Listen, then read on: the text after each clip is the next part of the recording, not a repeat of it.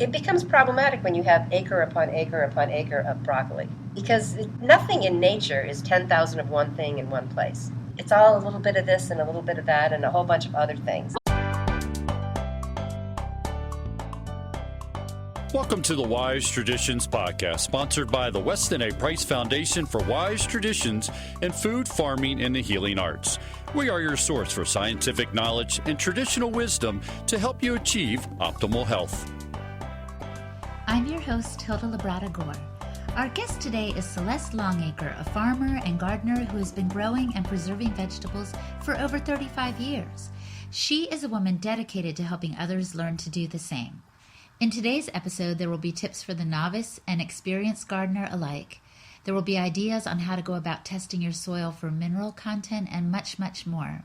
Support for Wise Traditions comes from the Nutrition Therapy Institute. The Nutrition Therapy Institute, or NTI, is dedicated to the promotion of health through nutrition education. Visit NTI at ntischool.com.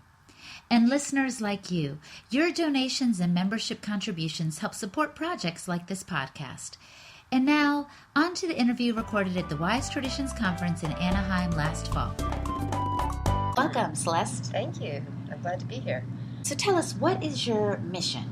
Okay, I think my mission in life is really to help people to understand how they can live sustainably, because my husband and I have lived pretty sustainably for the past 30-some years, 35 maybe.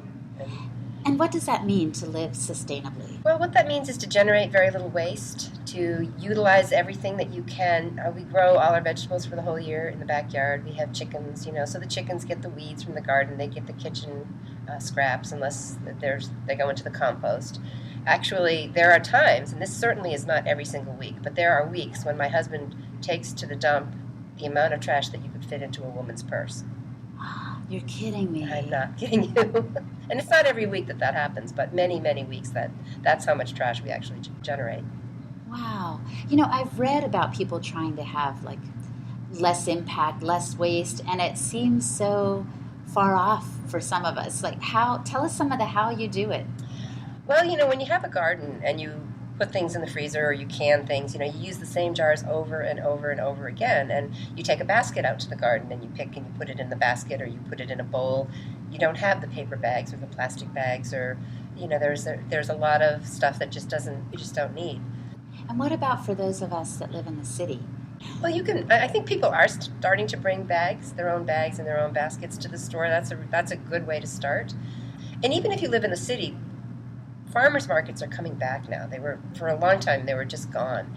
And when you buy things in season and you put them up, even if you live in an apartment, you could put some blueberries in the freezer, freeze them on a cookie sheet, and they freeze individually, and then you put them in bags, and then you can take them out during the winter. So there's always things that you can do. Potatoes, you could buy potatoes in the fall. A lot of farms will sell 50-pound bags of potatoes for, maybe $30 or something. So they're unbelievably inexpensive in season, and they keep. They keep if you have just a dry, cool-ish place. You don't really need a root cellar to keep potatoes for a while. So how did you even start thinking along these sustainable lines? What got you into it? Well, I actually read Adele Davis's Let's Eat Right to Keep Fit in 1971. And her premise in that book was, if you want to be healthy, you have to pay attention to what you eat. And it just blew my mind. I thought, wow, that just really makes so much sense. So I've been organic since 1971. And not too long after that, I realized that if you really want to give your body the absolute best quality food, it really is best if you grow some of it yourself. Because I add things to my beds. I add kelp meal and, old manure and old rotted, the compost. And so I build up my beds and I give them lots of extras, so that way I know that all the vitamins and minerals that should be in my beets and carrots and lettuce and potatoes and whatever are in the soil, and they're going to be getting into the vegetables, but then they're going to be getting into me. Right. I was just thinking about animals and how we know if they are injected with antibiotics or hormones, that goes into us. Mm-hmm. But I don't think people often make the association that what goes into the soil goes into the vegetables and then goes into us. Right. And you don't have to have a beautiful, lush soil to begin with. You can build it up. In fact, where I have my garden now, when we moved there, it was actually sucker forest, which means there were trees that were 3 to 4 inches around, They were 10 to 12 inches apart, and they were 10 feet high. So every inch of my garden, my husband had to cut the trees and pull the stumps. I had to pickaxe the roots out, and then I had to bring in the soil. And what I did was I would have a dump truck full of manure delivered in May, and I would leave it there until the following year, because the manure gets really hot and it heats up, and it kind of cooks out a lot of the weed seeds and a lot of the bugs. So by the following spring, it would be this luscious, rich, wonderful, worm-filled, beautiful soil that I would bring into the garden. Wow. You must be a strong woman to do all that. I think use it or lose it, so I am actually pretty strong. But seriously, when did you start the farming thing? Like, were you always a farmer? No. It wasn't really until after I read that book that I even became interested in it. Wow. So what did you do before? Growing up. Oh, you were just going to school? Yeah, just all the regular things growing up. And, I just like having, when you grow things yourself, even if you only grow a couple of vegetables, and I would say if you've never gardened before, definitely start small. 1 tomato plant, 2 tomato plants, whatever it is that you like to eat the best. If your kids love cucumbers, grow cucumbers, because what you really love to eat, you're going to take care of those plants. And when you go out and you pick it and you bring it in and you can eat it right away, the flavor is just unlike anything that you can buy. Oh my gosh. Okay, you've convinced me. So let's take it one step at a time. If we're going to begin gardening, where do you start? Talk to the novice right now. Okay, well, I think the first thing you would do would be to look at catalogs. Catalogs have an awful lot of information in them. A lot of times they will tell you, what temperatures you need, or when, if you need to plant them before the frost is done, or you have to wait until after the frost is done. So look at the catalogs, read all the information, and pick out what varieties you would like to plant. And then, decide how much you want to plant, and look for where you're going to plant, because that's really important. The most important thing is the sun. Vegetables really need 6 to 8 hours of sunlight a day. And you want to have it not be too close to trees that are going to take the water. You want to have it not be downhill from a golf course or someplace where they use lots of pesticides for the runoff. You also don't want it to be in a spot where the water pools for a couple of days after it rains, or a car going by could splash dirty water up onto it. But that being said, you can find your spot, and even if it's a lawn, you can do what's called no-till gardening.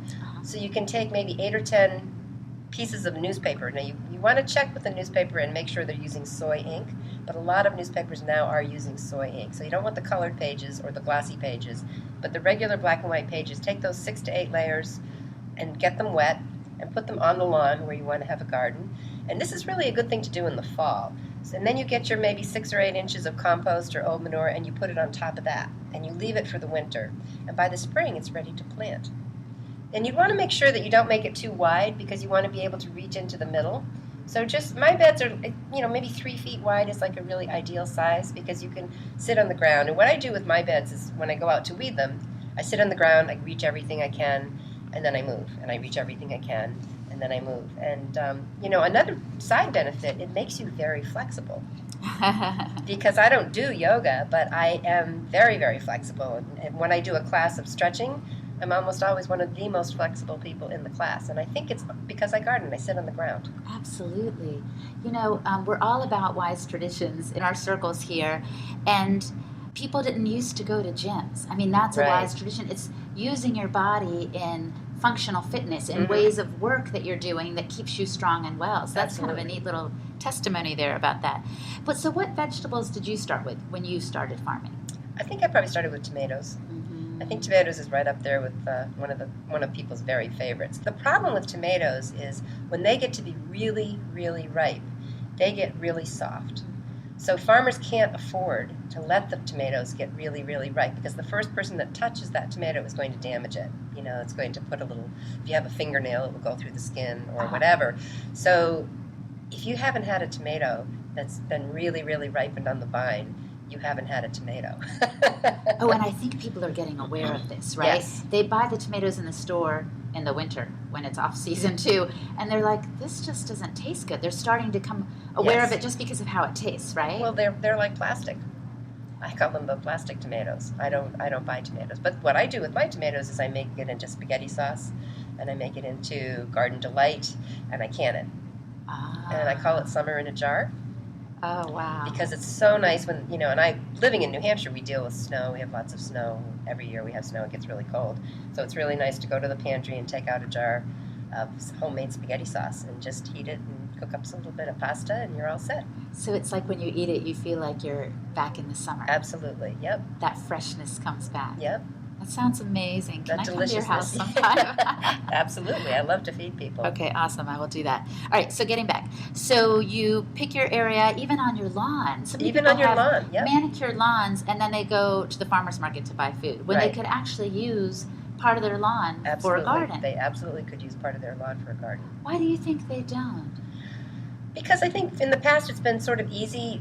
Vegetables were cheap, and it was convenient to just buy things at the store, and people weren't aware that the food that they were buying at the store, if they weren't buying organic, was being dosed with so many chemicals and pesticides and chemical fertilizers. It wasn't until after World War II that we started using chemical fertilizers. So before World War II, our country had a pretty good diet, because if you went to the store and bought hamburger, it was probably came from a farm down the road where the cows ate grass and were outside. But after World War II, things really, really changed, and we started using a lot of chemical fertilizers and a lot of pesticides and herbicides and things that are really toxic. And the vegetables look the same, so people Right. didn't know. Exactly. So I think now people are starting to become aware, and that's a really good thing. That's why farmers markets are coming back. Yes. And, if you go to the farmer's market, ask the farmer, if they do organic gardening, because a lot of farmers are not organically certified, but they do organic gardening. It's a whole additional cost and an additional step. And one thing that I think is interesting, if you can ask the farmer if you can come and see the farm, and if they say, sure, come and see the farm, then you know that that's a good farm. Because if they say, no, you can't come and see the farm, I would shop elsewhere. I hear what you're saying. You don't need a label to know Right. if they're organic always. Right. You can get to the bottom of it by knowing your farmer. Exactly. I think people should try to know their farmer. Because then, and if you can go to the farms that are organic and wonderful, are beautiful. They're beautiful, they smell good, they look good, the animals look happy, the animals are beautiful, the vegetables look beautiful, the flowers are blooming, and they have a little bit of this and a little bit of that. It becomes problematic when you have acre upon acre upon acre of broccoli. That's what I've heard. Yeah, because nothing in nature is 10,000 of one thing in one place. It's all a little bit of this and a little bit of that and a whole bunch of other things that are kind of mixed in. Yeah. Yeah. That makes sense. Okay, so going back to my own little garden, I come up with a plan, I figure out where I'm going to plant, and I start preparing the soil, as you were saying, Yep, with the yep. compost and all that. What next? Well, okay, then in the spring you want to plant it. So some things I plant plants, like I buy my tomato plants. Sometimes I buy my squash plants. So go to the nursery, see what they have, what you want to plant as plants. That's because we have a short season in New Hampshire. I can't really put tomato seeds in the ground and get tomatoes before the frost comes again. But when I plant seeds, I plant them two different ways. My lettuce seeds I will broadcast, which means I just put them all over the place, and then I thin. And the very, very first thinnings will go to the chickens because they're the size of a fingernail or something. As soon as they get to be the size of a soup spoon, then I take them in and use them. Things like carrots and beets, I do plant in rows, but I plant them kind of in zigzag rows. So it's not just one in a straight line. Uh-huh. Because what you want to do when you're thinning them, and thinning is really important in the garden, is you want to take the smaller ones out. Because the big carrots and the big beets get much bigger than the smaller ones will. And that's a tricky part of gardening, because that's the time of the year when there isn't really much coming in the garden, and you're so tempted to take that bigger looking carrot or that bigger looking beet that says that's a real bite, but you need to really just take the small ones out first. And watering is another key. When you first plant the seeds in the soil, you need to keep that top 1/4 inch of the soil wet, because the seed is germinating. And if it dries out, they don't have roots yet that go down. So sometimes I have raised beds, and sometimes in May, if it's a really beautiful, sunny, windy day, I have to water 3, 4, 5 times a day. Oh, wow. Just to keep that top little bit wet. Once they have roots, then you don't want to water that often, because you want to encourage the plants to dig down, to send their roots down for the water. So what I have is a fork. It's a gardening fork that looks like a kitchen fork, and I stick it down into the soil and pick it up. If it comes back completely dry, that's when you need to water.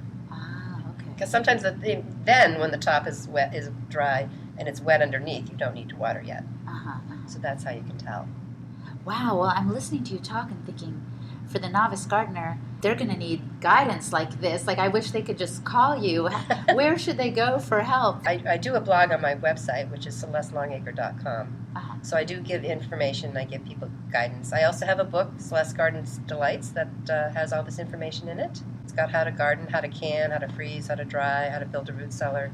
And it also has my outline of when I do things. So anybody that lives, in New England or Chicago or, anybody that lives in the north can pretty much follow my outline pretty carefully. And people that live a little bit further south would want to moderate it a little bit. But I tell people how to put things, how to build a root cellar, how to put things in the root cellar. Well, and even just simple little tips like here, sweet potatoes taste better after they have been stored. Not everybody knows that, right? Yeah. How did you figure that out? I think I read an article about it, and it said don't judge your sweet potatoes until after New Year's. So you harvest them in September, and you have to cure them to make them keep. And you cure them by putting them in a room that's like 95 degrees day and night for 5 days. So I have a really tiny little room in my house that I put a little heater in, and I put them there, and they actually grow a skin. Sweet potatoes are actually alive even after they're picked. Wow. So and they don't like to be below 50 degrees. A lot of markets and things will put them in the refrigerator, and that's not the right thing to do with sweet potatoes. You want to keep them warm-ish. Once I've cured them, then I put them in a cool-ish but not cold spot in my house, and they will last for up to a year. So cool. So people can learn from your book. And do you think there are local groups too that people can turn to when they're just getting started on this? The nurseries are wonderful. If you go to the nursery, they're really good about giving you information. They'll tell you what plants grow well in your area. They will tell you how to plant things. They'll tell you, like a lot of times when you buy plants in pots, sometimes those pots you want to plant the plant in the pot, and other times you want to take it out of the pot.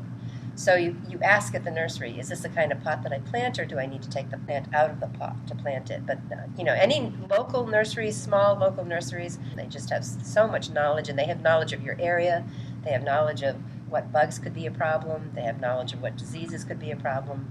And, if you really in my book I interviewed a couple of soil specialists, and they both said that if you absolutely positively give your plants everything that they need, the insects won't be able to eat them, and they won't be able to get diseases. We want to stop now and recognize our sponsors, the Nutrition Therapy Institute. It provides science-based courses for on-campus and distant learners alike. NTI stands for Academic Excellence. NTI offers the knowledge base and skills that allow students to achieve their goals in the emerging field of nutrition. NTI's approach is to empower graduates to teach others and help them with their own personal health. Join NTI students all over the world in changing the direction of your own health and or the health of those around you. Go to ntischool.com for more information.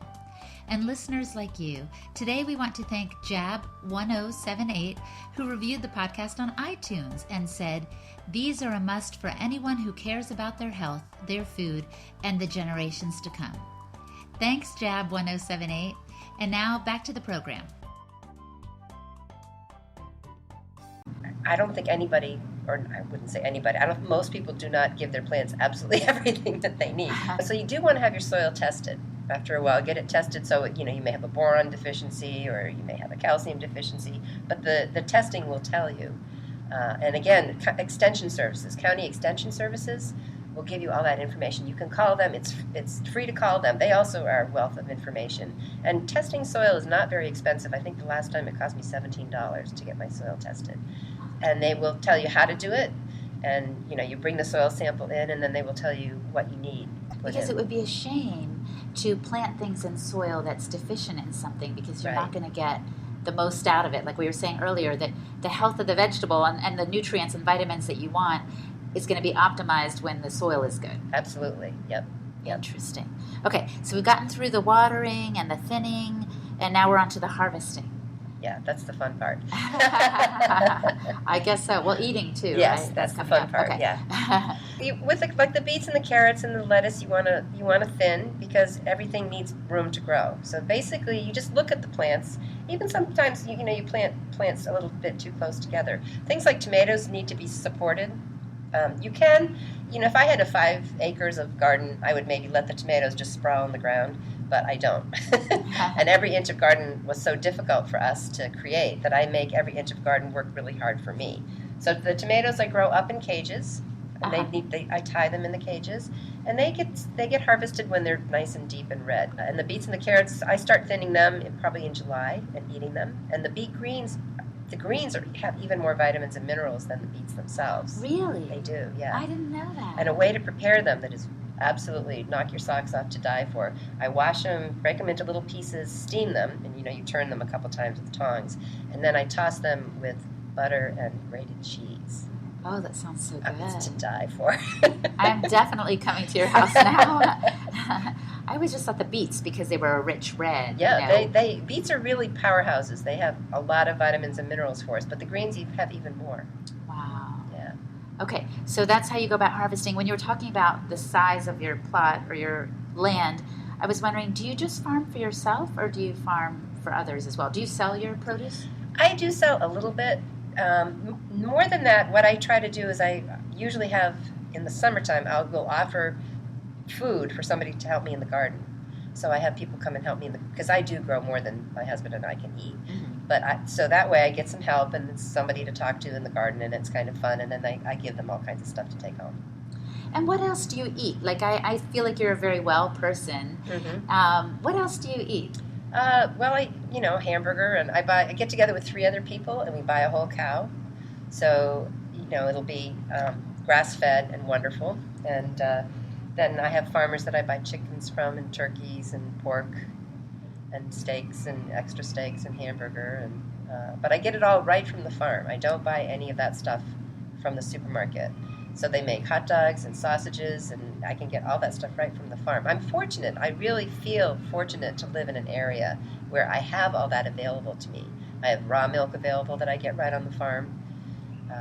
That's fantastic. Yeah. And what's nice about our Nourishing Traditions Weston Price groups is that people, if they don't know where to get that food, right, they can find sources. Absolutely. So I live in a city, even those of us who live in cities can find ways if we connect and network with folks, right? Absolutely, yeah. Okay, so even if you live in a city, farmers, that's why farmers markets are coming back, because the farmers need you as much as you need them, because they need to be supported in their work, so they can't keep growing things for sale if people aren't going to buy them. So it's really important to go to those farmers markets and support your farmers. Tell me more about your particular diet. I think you said you enjoy broth very regularly. Is that right? Yes. I discovered over 30 years ago, and I can't actually remember how I discovered this, but I discovered that if my husband and I have 2 servings of my homemade bone broth soup a week, we have no problems with our joints. And at one point I forgot for like a whole month, and my knees killed me. Absolutely killed me. And I was like, oh yes, that's right, I haven't had broth. And something that's kind of interesting, not this past September, but the one before, my husband, who was 68 at the time, he sleepwalked off of our loft. So he actually fell an entire story, and he did wake up on the way down, so he was aware that he was falling. So he fell an entire story, and he broke absolutely nothing. At 68 years old? At 68, yep. And you attribute that to the broth? Largely the broth, and I think the diet in general, but definitely the broth. I think broth is really, really good for our bones. You make it with bones. We used to do that. We used to use the entire, you never bought a chicken and baked it and threw the bones away, but sometimes people will do that now, and it's so important to use that. And when I make broth, I put in chicken feet. I always try to put in chicken feet. Even if I make a beef broth, I put in chicken feet, because the highest amount of gelatin is in the feet in the chicken. And I put in a small piece of really good quality liver, and I put in beets and carrots, and if it's summertime, I put the beet greens and the carrot greens, and because vitamins and minerals are water soluble, yes, so they go into the broth. So the more things you can put into the soup, and I add seaweed at the end, so for the iodine and stuff. So I'm really making something that's truly, truly nourishing. Sounds fantastic. So let's go back to the garden. Okay. When you're done harvesting, then what? Gardening takedown? What is that? Well, at the end of the year, you have to take the plants that are, once we get a frost and the plants die, I just take them and I put them in the compost. So it's just kind of cleaning everything up. Although I do plant the garlic in the fall. So that's one thing. Garlic gets planted in October. And when is that harvested? Garlic actually gets harvested in July. It's ready to harvest when there's 4 green leaves left. They start with 8 or 10, and as the season goes by, first the scapes come out, which are like the flower, and you want to cut those off at the top of the highest leaf.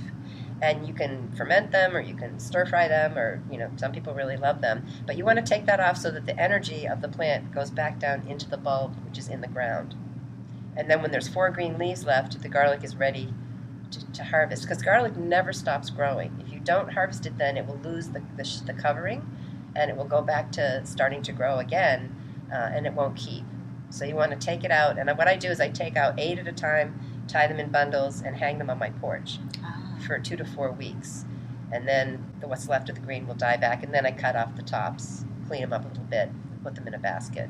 So I have a garlic question. Sometimes I don't use my garlic quick enough, and it seems like it's growing again, like you said. Is that bad?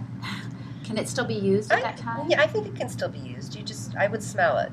Okay. Because if the smell changes, then it may be getting a little bit rancid. Real good garlic has a really nice smell. It sure does. I love it. And I also make garlic powder, because my garlic will keep until about February, because we use wood to heat our house, and so it gets so dry in there. It just dries up. So I make the garlic powder after the 4 to 6 weeks, and then I put it in jars, and I enjoy that after that. Fantastic.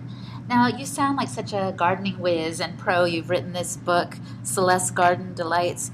Please tell me that you're human. Tell me a story of something that didn't go so well with your garden. Oh, there's always stuff that doesn't go so well with the garden. Every year is different. Certain plants like it warm, other plants like it dry, cool. Some plants like it wet, some plants like it dry. So every year there's crops that don't do as good as you'd like.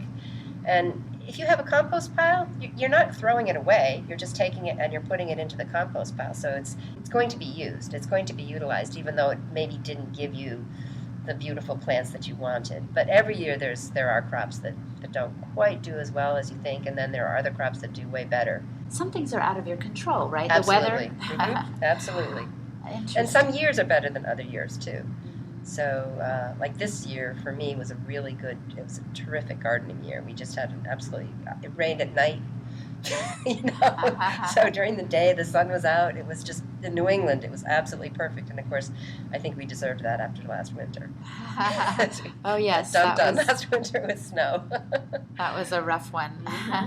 Well, we've learned a lot today. I'm sure we'd like to have another conversation with you at another time. That would be awesome. Thanks for joining us, Celeste. Thank you for having me. My pleasure. Thanks for listening today. Become a member of the Weston A. Price Foundation for $40 or $25 if you're a student or a senior. Your contribution helps us to get this important health information to people all around the world. Go to our website, westonaprice.org, and click on Become a Member. Again, thanks for listening. Wise Traditions is brought to you by the Weston A. Price Foundation for wise traditions in food, farming, and the healing arts.